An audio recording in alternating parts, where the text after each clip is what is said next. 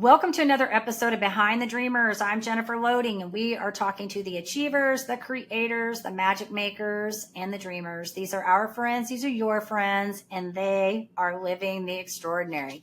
So I am so excited about my guest today. This is so much fun. She says she was born to become a successful entrepreneur. Growing up in Greenville, South Carolina, she says she developed a deep love for people, whether giving advice, listening, volunteering her time to her community, or just being there for loved ones. She was the founder of Kid Fusion, a mobile kids fitness program designed for children to help them overcome obesity and other weight-related issues. She said her goal was to combat childhood obesity, so in turn, that would defeat adult obesity. I love it. The plan and vision were to start locally with those that she could immediately help and then eventually scale her initiatives to a much larger, changing the lives of children one family at a time. And so what did she do? She volunteered her time in the community by working with nonprofit organizations. She says being a fitness instructor for kids was just the beginning of her journey. And so we're going to welcome her on in just a few minutes, but I do want to do a quick shout out to our sponsor. So today's episode is brought to you by Walt Mills Photography. If you are a creator needing post-production, consultation, or promotion, Walt Mills is your guy. Whether short films, YouTube films, photography work, or a new headshot, Walt can help you find a solution to match your needs. To learn more about Walt and his work, you're going to want to go to photosbywalt.com. All right, I'm so excited to get a guest on here today. Stephanie Sterling, she's a speaker, an entrepreneur, and she's the author of Fatherless Success. She continues to build her legacy through her brand, and her story inspires others. She continues to mentor and says she looks forward to being a support system and showing others that they are not alone in healing and overcoming adversity. So welcome to the show, Stephanie. So excited to have you here today. Thank you. Thank you. I'm honored to be here. This is so fun. So just so you know, when you sent your bio over to me, you have done so many neat things. I love all the community work that you've done. And so I was like, oh my gosh, I got to kind of try to pick out the highlights here so I don't tell your whole story in the intro. So that's why you saw an abbreviated version of everything. Absolutely. Absolutely. You get it. Okay. So tell us a little bit about who Stephanie is. What are you doing right now? So the first thing is actually last night I was at the Inspiring Women's Award Gala because I was nominated for an entrepreneurship award. So just thank you to Mary MJ Harper with Pay It Forward projects. It was me along with 15 other women who received various awards last night. Beautiful event. And so I'm just honored to have been a part of that. Right now, my focus is doing my book signings, getting more exposure to my book. I just landed my second deal with a nonprofit. One of the initiatives I'm pushing with my book is being able to partner with nonprofits that align with my book. And basically what we do is they basically help me get exposure to my book. I set up a web page, I set up a flyer, a QR code, all of that. They get to pick the terms if they want to do it for a month, if they want to do it for 5 months. And then at the end of that period, 50% of the proceeds from my book goes back to that nonprofit. And so I'm excited to partner with my second one, the Fatherless Generation Foundation. Dr. Tori, she's amazing. Of course, her organization aligns perfect right with the fatherlessness, and her organization helps pretty much children who have never met their father. They pretty much help unite those children with their fathers. And so I'm excited about that. I have a ladies affair, which is a networking event that I've been doing predominantly for women for about a year and a half now. And I do that the second Friday of every month. It's hosted at Business Lounge Dallas. And I love this because it's purpose driven. And I created this space for women to be able to come and connect, build and grow, and also be able to build a sisterhood outside of those four walls. And so it's really theme and purpose driven.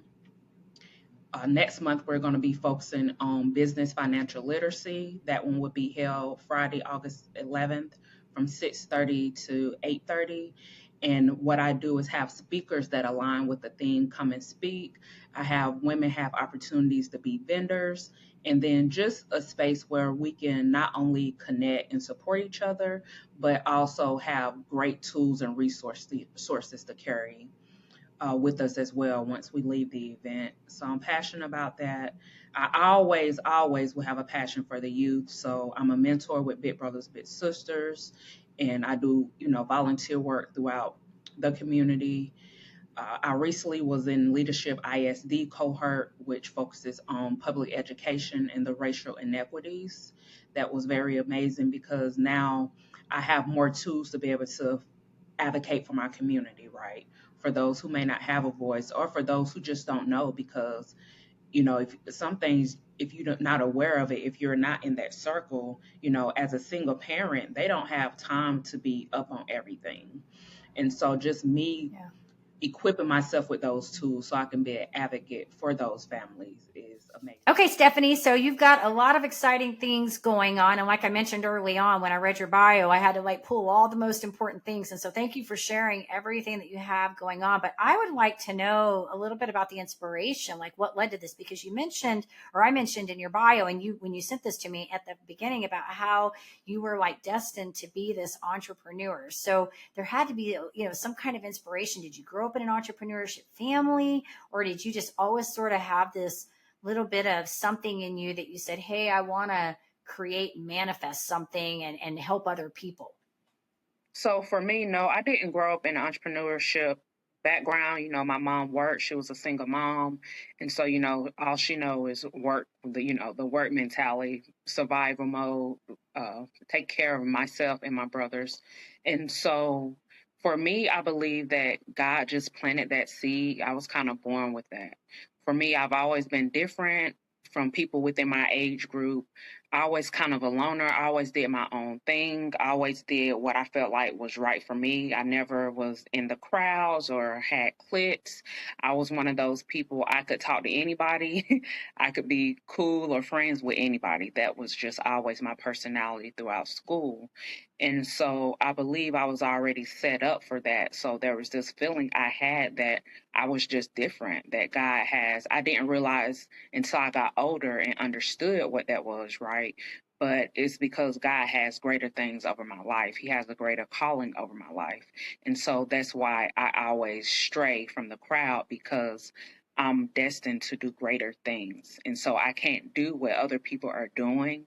I can't be out partying every weekend. I can't be doing this because that's not the purpose that's over my life.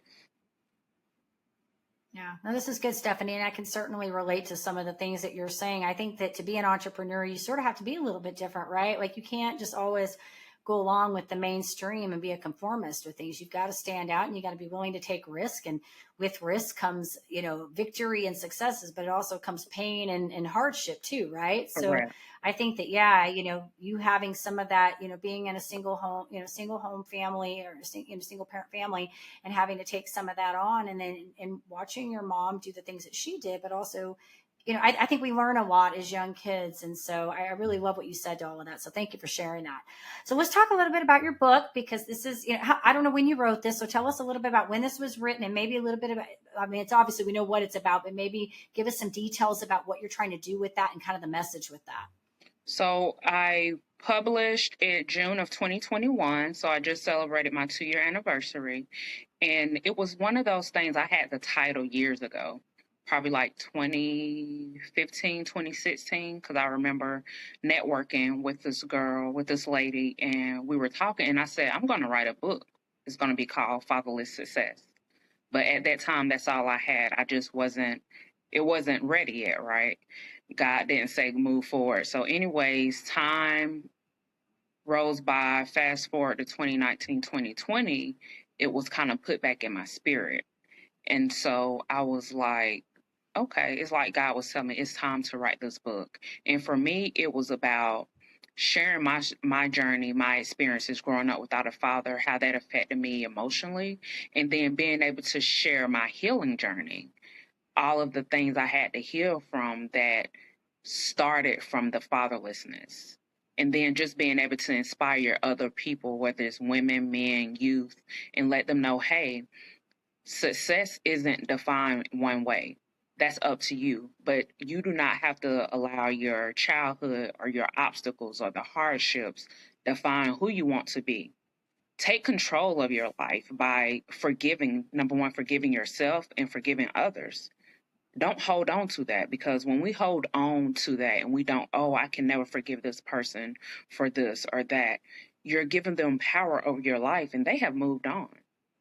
And you're stuck and you're Yeah. trying to figure out, why do I keep going in and out of relationships and friendships and can't find my way in the workplace? Why do I have this toxic behavior, right? Or these toxic patterns? And it's because you're holding on to things and you haven't forgiven yourself and other people who may have caused any type of harm to you or deceit.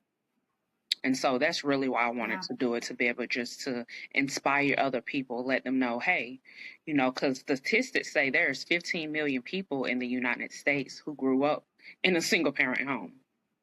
And so Wow. 80% of those are led by mothers. And so I just want to let them know, you have a support system. You are not alone. I know what it feels like. So let me give you the tools that I use so that you can heal properly and in a healthy manner. Yeah. This is good, Stephanie.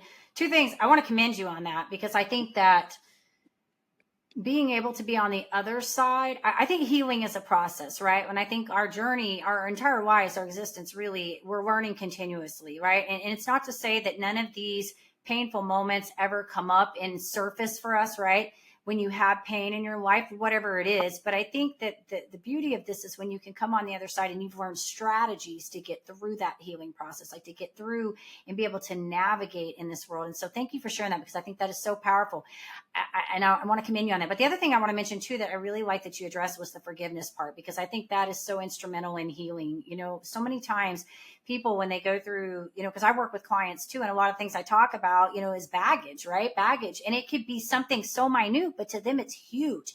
I think our pain and the things we go through are all relative to the individual, right? Like we can't compare ourselves because we haven't walked in somebody's shoes. But whatever pain that is, that stuff manifests, and you mentioned it, it manifests very differently in the different areas of our lives. So it'll show up in our relationships, in our work. It just shows up in various ways. And a lot of times people don't even recognize it. So I commend you for recognizing that this stuff was affecting you, because look at all the great things you've done with your, you know, just in your business and in your life and the lives you're changing, because you made that awareness, right? That self-awareness, because people go through life, their whole existence playing victim, right? Like they latch on to something and they hang on to it and they never move past it. And they say, this happened to me. And because this happened to me, I can't do anything. And really, they're the ones that suffer. And if they would just learn to forgive the perpetrator, the person that they feel did the wrong to them and themselves, they can move and they can do the great things that they want to do. And I feel like a lot of times people want to blame somebody else because they don't want to hold themselves accountable. Oh, well, that happened to me because he did this or she did this or this. Okay. Things are always going to happen. But until you start holding yourself accountable, you're not going to get past it. You're not going to prosper. You're not going to elevate. You're not going to grow. You're not going to be able to make it to the next level. Even for me, you know, any situation, I tell myself, hey, I recount what happened in that relationship or situation, and I'm like, look, if I strongly felt like I had played a part, or even if I was unaware of a part I played, I say, you know what? Maybe maybe I triggered this person, or maybe if something happened. However, I'm not going to be responsible for their actions. So if I triggered you and you start yelling and cussing at me, I apologize if I triggered you, but now there's another issue because now you just disrespected me. And that's a boundary for me, right? Yeah. So it's like, I got to cut you off. And it's not, for me, it's never just like a one-time thing. Sure. If you do something like 2 or 3 times, I'm like, okay, maybe that's probably just who you are, right? Bam. Right. You know what I'm saying? That's probably who you are. This isn't just a one-off situation. So this is why I draw my boundary, because my peace and my boundaries are more important to me. So I'm not going to appease you by allowing you to do this because you haven't dealt with your traumas. Yeah. I agree with you, Stephanie. Totally. I gotcha. I was just laughing at that because I'm kind of that way too. I have this like 3-strike rule. I'm like, 1 time, I'm okay. 2 times, Third time, we done. We're just done. I can't do it anymore. Like my peace is important. Exactly. But you also touched upon, which I think is really good, the whole idea of controlling your actions, because we can't really control our emotions, right? Like whatever we feel, right? But we can control our behavior and our reaction to the emotions. And that's where I think that self awareness comes in, that emotional IQ, right? The intelligence, all that stuff. EQ, I guess that's what we want, emotional EQ, right? We want to be able to control how we behave. So all we can do as human beings is respond for our behavior. We can say apologize for what we do to somebody, but we can no longer at that point assume responsibility for somebody who acts a certain way based on their emotions. They have to take their own responsibility. So I'm with you Correct. on that. So thank you for sharing that. Of course, of Good course. stuff. I would say, like, okay, Stephanie, so what have you learned in all of this journey? It sounds like you've had such an amazing time. I mean, you're doing so much mentoring, and I think I didn't even touch upon all the different things you've done. I mean, you're with the big brothers and sisters. Am I correct? You've got a lot of really cool things going on, a lot of mentorship going on. So I love what you've got happening on this. So what would you say is maybe like, I know you've already said a bunch of stuff, so this is just going to be an addendum to what you've said. What do you feel like has been the big takeaway in all of this for you? Like, what have you learned through all of this? For me, I have learned acceptance. I have learned grace, and I am learning more patience. And it's just Yeah. being able, number one, to accept where you are in that season. A lot of times we get caught up. For instance, I had knee surgery last year. I was a runner. Like that was a part of my cardio routine, and it works well for my body type. It keeps me lean, and so I have to do high intense cardio. But when I had knee surgery, I no longer could do that. Now I have to do low impact cardio. And so it was like in a huge adjustment. I went through a dark place because like I was used to doing this. I don't know how to adjust to this. And so for me, acceptance was key because it was like, Stephanie, you had to have this surgery because I couldn't run before I had the surgery because my knee kept getting inflamed. So, Right. I had to do it. So a lot of times we get hung up on who we were and where we were. Oh, I remember when I was here 5 years ago, or I remember when I was here last year, and then this happened. So for me, it's accepting where I am. And so, hey, maybe I can't run, but guess what? I can still go to the gym and I can still do the stationary bike. I can do the treadmill. I can do other low pack cardio things in my workout, in my routine. And so now, I'm at a peace of mind with that part of that space in my life. And so acceptance is just being able to accept where you are in that season. Every season is going to be different. We're going to put on weight. We're going to lose loved ones. We're going to go through financial hardships, different things we're going to go through. But the biggest thing you can do is learn how to accept where you are and don't get so hung up on where you were, because where you are, you're there for a reason. God put you there for a Yeah. reason, because I like to say that right now I'm in my incubator stage. And when you put something in an incubator, that's when it has to grow and all these things, right? And so that's where I Right. feel I am. I feel like, or when a child is born, they have to put them in an incubator because they had certain issues, but once they isolate them and put them in the incubator, those issues go away, and now they go back to being healthy. And so I feel like I'm in that period of my life because it's like figuring out where I need to be and how I need to get there and what I need to redo and what I need to undo, all those things. So I feel like I'm in that space where God is just saying, I'm preparing you for something, but right now I need you right here, being still, being patient, being obedient, so that I can get you to the next level, because I have to make sure you're prepared for where I'm taking you. And until I feel I like love you're that. prepared, I got to keep you here. And sometimes that can make us feel stagnant, or it makes us feel like, oh, I'm not doing enough, because I'm one of those people I'm a thinker. So when I stay busy, that helps me not be so caught up in my head and my thoughts and my Yeah. emotions. Yeah. And so I'm going to say it was May when he kind of set me down, like, I need you to be still for a moment. that was a second hard thing I had to do. And so during that time, it's like I learned how to be more graceful, and that's giving myself grace on my journey and also giving other people grace. Because, you know, I have a way that I do things right. Other people do things differently, and I know that.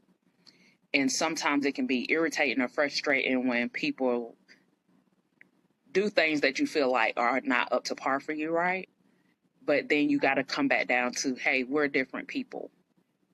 So let me learn how to give these people grace. Now, that doesn't mean you're going to be late for a meeting 3 times on me, and I'm still, you know what I'm saying?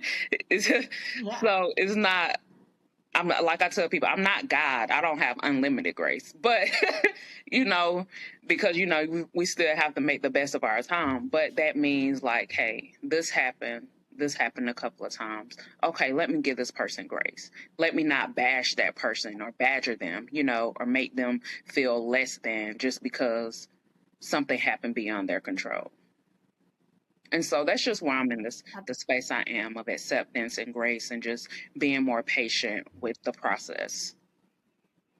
I think that's good, Stephanie. And I do think that allowing the grace, I mean, it does, because especially if you're working with other people, like we're talking about, right? And we know how we have a certain way that we want to do things, and not everybody does things. They don't process information the same way. They don't move the same way, right? Like, it's hard sometimes, especially if it's important that you get things done the way you want them to get done. But I will tell you, I had a gal come on my show a while back. She had a traumatic brain injury, and she wrote a book about it and how she was healing. And one of the things we were talking about was this whole accepting where you are. And I'm also a runner, so I still do run. I'm probably not near as fast as you were, and as good as you, but I've run some marathons and stuff. And I still do. And I tell you, Stephanie, I just heard every time I get out there, I'm like, why am I doing this? It just hurts, right? But it's such an efficient way to burn calories and get an exercise in, But one of the things we talked about on that particular episode was that same thing that you were talking about, where we go back and we're like, okay, this is how I used to be, and recognizing that we're not going to be that way anymore, and accepting where we are now and the limitations we have, but also the beauty and the things that we can do, the other things that we can be able to still engage in and all of that. So it's all really about perspective, at the end of the day. And so I think that's having the right mindset, right? The right space to carry that and say, things aren't perfect, but this is where I'm at, and I'm going to accept where I'm at, and I'm going to make the best of the situation and use the gifts I have to move forward. Exactly. So, I've been working out 4 days a week. I do 40 minutes of cardio. Some on a stationary bike. The other, I do like the incline on the treadmill. And, I feel good. Maybe I may not be getting to the end result or where I want to fast, but as I remain consistent, I'm seeing results. Yeah. So that's the biggest thing. Good. And that's what you want. That's what it's all about. Staying healthy. I love it, Stephanie. Love it. So one final question I want to ask you, for, say, some budding entrepreneur. You've said a lot of really good stuff. So I think if they listen to this whole episode, they're going to get a lot of advice. But I do want to give you one more chance to say something, because I think you probably have something else. Any last minute advice you would give to maybe a starting entrepreneur that's kind of on the, maybe they have a new idea that they want to bring to fruition, or maybe they're kind of in that place where they're incubating like you and they're ready to, other than we talked about giving grace and being patient, but maybe anything else you want to add to that? Outside of that, honestly, networking is very important. Networking and then following up with those contacts. I tell people building relationships is so important, because some spaces that I've been in, some things I've been able to do, I would not have been able to do it. You cannot do anything by yourself. And I know sometimes, when you're just starting out, there are a lot of things you have to do by yourself. But being in spaces where you're networking and you're building, don't just go out and go to 10 different networking events a month and you never have time to follow up. Just make sure you have some type of plan. So then once you network, you follow up with those people and start honing those relationships. And people have to remember that a lot of times the first 3 to 5 years, you're not going to be making money in your business. Most businesses don't. But as long as you're planting those seeds, right, and you're taking care of what you need to and laying that foundation, it's going to come back. And although it may be, oh man, this is taking so long, because I even tell myself that I have put in so much work, and it's like, where am I going? That's how I feel sometimes. But then, Yeah. I see the fruits of my labor in other ways. People may send me a text or message me on social media like, oh, I read your book, or, ladies come to the ladies networking events and like, oh, this was so powerful and thank you for doing this. And, those are the small things that keep me going. Or maybe somebody or a friend or somebody in my network may just randomly reach out and be like, thank you, Stephanie, for doing this for me, or, just giving me compliments, just to let me know, like, hey, you are on the right track. I feel like sometimes that's God speaking through them, because a lot of times people don't even know when I be going through stuff. So it's like God Right. sends them to say, hey, keep going. You got this. But get your stuff in order. Do it properly. And, where you start out is not going to be where you finish. But there are a few free services and things that you can do and people you can utilize in your network that can help you get started and take, being able to take the right step. So one thing that I received from this one event I went to was operate where you want to be, not out of your pocket. Yeah. Yeah. So when you do that, then you start moving differently. So I may look like I'm $1 million brand, even though I haven't made it there yet, right? But when you operate in that way, you attract people who want to work with you. Yeah. So that's I would the agree. biggest advice I can give. That's good. I think networking is important. I would agree with you on that too, because that's one of the things I would suggest too. I would say if you're stuck, you probably need to talk to somebody. And so that's where that networking comes into place. So thank you for all of that, Stephanie. It was incredible. Good stuff. Lots of nuggets of wisdom here. Thank So if you. our audience would like to follow up with you, maybe they want to catch your book or they want to see what, things you've got going on in the community, where you're plugging in all of that stuff, where would you like us to send them? They can pretty much go visit all of my platforms. Is The Authentic Stephanie Sterling, except TikTok is The Authentic SS. And then I have my website, www.theauthenticstephaniesterling.com. And there they can go to subscribe, and it has all my products, shirts, books, anything I have going on. And they can also subscribe to the website to stay up to date and in the know, is what I like to call it. Staying in the know with Stephanie about any events, new services, all of that. Very good. All right, Stephanie. Well, I love what you're doing. And I just want to say thank you so much for coming on here and sharing with our audience, and continue, inspiring and doing all those great things that you're doing. I know you're making a difference. So thank you for doing all that. Thank you, Jennifer. And I wish you well in your endeavors, and you continue to, help build our entrepreneur space in our world so that we can get more exposure to. And anything I Yes, can do to yes. help you, please let me know. Absolutely, absolutely. So, and of course, we do want to say to our audience, if you do enjoy the show, of course, go give us a rating over on Apple. Check us out on YouTube. Hit that subscribe button. And as I always say, in order to live the extraordinary, you must start. And every start begins with a decision. You guys take care, be safe, be kind to one another. We will see you next time.